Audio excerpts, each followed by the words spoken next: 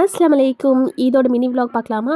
இந்த 2025 ஈத் அல்ஹம்துலில்லாஹ் நல்லபடியாக எங்களுக்குலாம் போச்சு. உங்களுக்குலாம் எப்படி போச்சுன்னு சொல்லிட்டு மறக்காமல் கமெண்ட் பண்ணுங்கள். மார்னிங் எந்திரிச்சோடனே ஃபர்ஸ்ட்டு வேலையாக வந்து நம்ம வீட்டில் எல்லாமே வந்து ஷீர் குருமா தான் செய்வோம்.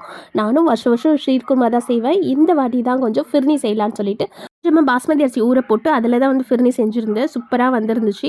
அதோடு என்னோடய ட்ரெஸ் ஒன்று ஆல்ட்ரேஷன் பண்ணணும். ஏன்னா நான் ரெடிமேட்ஸ் தான் எடுத்திருந்தேன் இல்லையா, எனக்கு ஸ்டிச் பண்ணதுக்கு சரியான டைமே கிடைக்கல.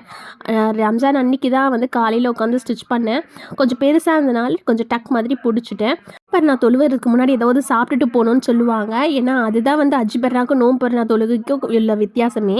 அஜிபர்னா தொழுவைக்கு சாப்பிடாம போகணும், நோம்பர்னா தொழுவைக்கு சாப்பிட்டுட்டு போகணுன்னு சொல்லுவாங்க. காலையிலே ஃபிர்னி சாப்பிட்டுட்டு தொழுதுட்டு வந்துட்டு பசியாகிறதுக்கு பார்த்தீங்கன்னா இட்லி பூரி எல்லாமே செஞ்சுருந்தோம். அல்ஹம்துலில்லாஹ் நானும் மச்சி வீட்டு ஃபேமிலியெல்லாம் வந்திருந்தாங்க.